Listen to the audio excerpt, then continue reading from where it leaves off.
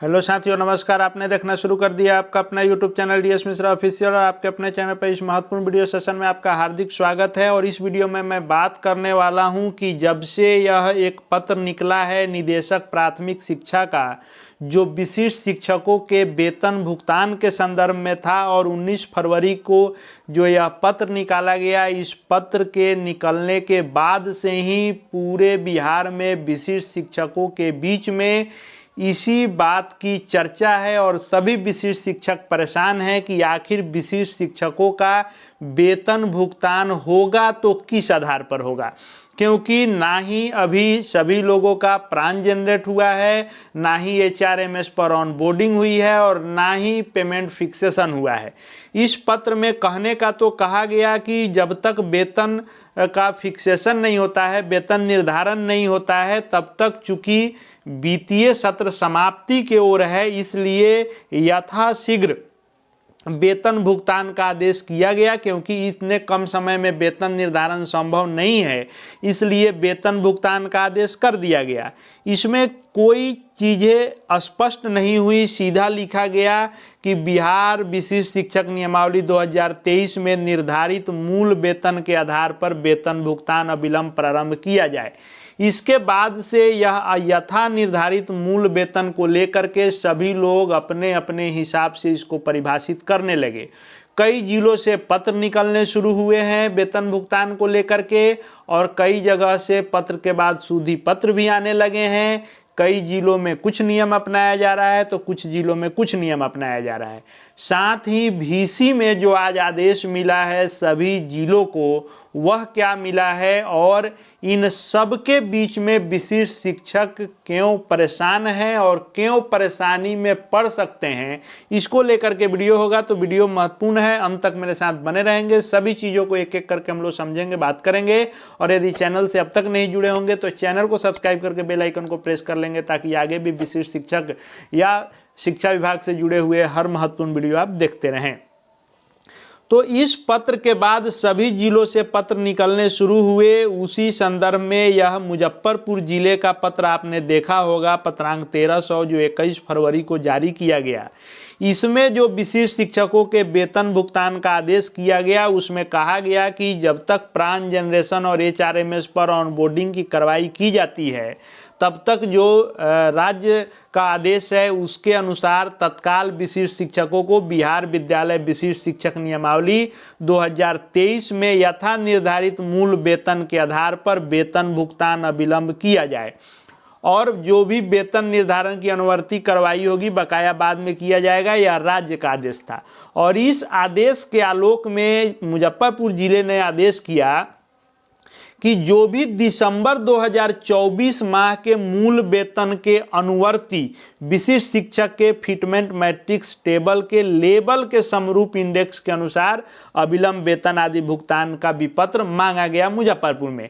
इस पत्र को देख करके लगा कि विशिष्ट शिक्षकों का जो मूल वेतन होगा वह दिसंबर 2024 में नियोजित शिक्षक के रूप में जो मिला होगा उसके समकक्ष जो इंडेक्स है उसके अनुसार मिलेगा। हालांकि यह मिलना है जनवरी के इंक्रीमेंट के बाद जो आपका बनेगा उसके आसपास जो आपका इंडेक्स में होगा, विशिष्ट शिक्षक फिटमेंट इंडेक्स में, उसके अनुसार मिलना है। लेकिन इस पत्र के बाद भी इसके मायने अलग लगाए गए। कुछ लोगों ने कहा कि नहीं, यह जो है इंडेक्स 1 से शुरू होगा। लेकिन इस पत्र के बाद लोगों में और कन्फ्यूजन हो गया।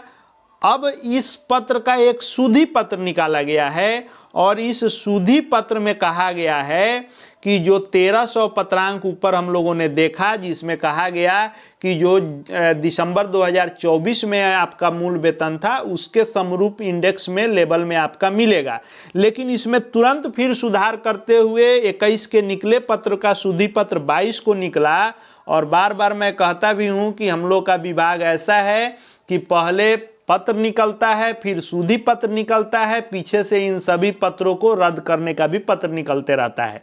तो फिर सुधी पत्र में कहा गया है कि 22 फरवरी को जो संध्याकालीन VC हुई है शिक्षा विभाग की, उसके अनुसार जो पत्रांक 1300 है उसमें संशोधन करते हुए विशिष्ट शिक्षक नियमावली के फिटमेंट मैट्रिक्स टेबल के इंडेक्स 1 के अनुरूप वेतन आदि भुगतान हेतु विपत्र तैयार कर कार्यालय में मांगा गया है। यानी यदि यह VC में आदेश हुआ है तो यह विशिष्ट शिक्षकों के लिए अच्छी खबर नहीं है और परेशान करने वाला है, ताकि आपका इंडेक्स 1 से क्योंकि जब शुरू होगा तो 1 to 5 का 25,000 पर वेतन भुगतान फिलहाल होगा, 6 to 8 का 28,000 पर होगा, फिर 9, 10 का 31,000 पर होगा और 11, 12 का 32,000 पर होगा। इस पत्र के अनुसार यदि VC में आदेश है कि जैसा कि पत्र में जिक्र है कि VC में आदेश है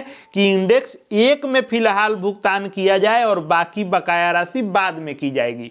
विभाग चाह रहा है कि मार्च क्लोजिंग जो होगी और राशि इत्यादि का जो हिसाब किताब इसी में करना होता है, तो यह कैसे हूँ भुगतान कर देना चाह रहा है। लेकिन आपको पता है और हम सभी अवगत हैं कि विभाग में जो आपका एरियर रह जाता है, बकाया रह जाता है, उसको निकालने में कितनी परेशानी होती है और साथ में कैसे निकलता है इससे भी हम सभी अवगत हैं, हम लोगों से छुपा नहीं है। लेकिन बात है कि अगर आपको मार्च तक भुगतान करना था तो आपने इतने महीने में प्राण जनरेशन से लेकर के और HRMS ऑनबोर्डिंग से लेकर के और वेतन निर्धारण करवाया क्यों नहीं? यही विभाग जो बहाली हुई थी BPSC TRE की, कैसे 10 दिनों में सारा काम कर लिया? कहीं ना कहीं विशिष्ट शिक्षकों के मामले को जो है उलझा कर रखा गया और आज स्थिति यह है कि VC में कहा जा रहा है कि इंडेक्स 1 से भुगतान कीजिए। उसके बाद आप दूसरे जिले का देखिए, अब यह देखिए औरंगाबाद का यह पत्र है।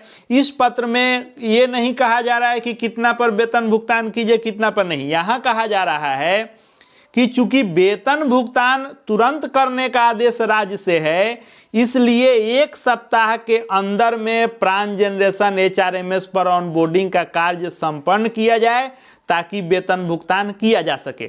वैसे ही कुछ जिलों के पत्र को मैंने देखा, उसमें लिखा हुआ है कि 10 मार्च तक प्राण जनरेशन और HRMS पर ऑनबोर्डिंग कीजिए और फिक्सेशन कीजिए ताकि 10 मार्च से भुगतान किया जा सके। तो आखिर एक ही विभाग में अलग अलग जिलों में अलग अलग नियम क्यों अपनाए जा रहे हैं? और ये अलग अलग नियम अपनाए जाने से विशिष्ट शिक्षकों की परेशानी बढ़ेगी, ये तो तय है। अब आखिर विशिष्ट शिक्षक करें तो क्या करें? विशिष्ट शिक्षक साथियों से निवेदन है कि आप थोड़ा और पेशेंस रखें। जैसे हम लोग 2 महीने से पैसा नहीं मिल रहा है, वैसे कुछ दिन और सही, 15 दिन 1 महीना और सही। लेकिन यदि इस फिटमेंट मैट्रिक्स के इंडेक्स 1 के अनुसार किया जाएगा, यदि 1 to 5 का 25,000, 6 to 8 का 28,000, 9, 10 का 31,000 और 11, 12 का 32,000, तो हम लोगों को इसका विरोध करना चाहिए, क्योंकि इस पर फिक्सेशन होगा तो फिर मामला ऐसा उलझेगा NPS के डिडक्शन से लेकर के और आपके जो भी इंक्रीमेंट हैं या आपका टोटल सैलरी है उसमें से कटौती करके नेट आपकी सैलरी है, इन सब का मामला ऐसा उलझेगा कि शिक्षा विभाग शोषण करके परेशान कर देगा बाद में। इसलिए सभी लोग इसका विरोध कीजिए कि नहीं, या तो फिक्सेशन तुरंत किया जाए और फिक्सेशन के बाद वेतन भुगतान किया जाए, नहीं तो बिना यदि प्राण नंबर जनरेशन या बिना HRMS ऑनबोर्डिंग का भुगतान करना ही है तो जिसका जो मूल वेतन बन रहा है विशिष्ट के रूप में वर्तमान में, उसके अनुसार वेतन भुगतान हो।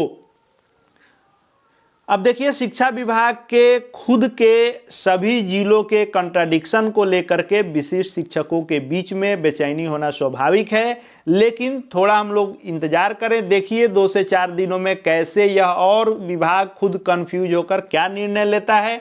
जैसे जो अपडेट आएगा उसको लेकर के आऊँगा। चैनल से जुड़े रहेंगे। अब तक यदि सब्सक्राइब नहीं किए हो तो चैनल को सब्सक्राइब करके बेल आइकन को प्रेस कर लेंगे। साथ ही साथ हमारे Telegram channel DS Mishra official से भी जुड़ जाएंगे ताकि शिक्षा विभाग के हर अपडेट वहाँ आपको मिलते रहेंगे।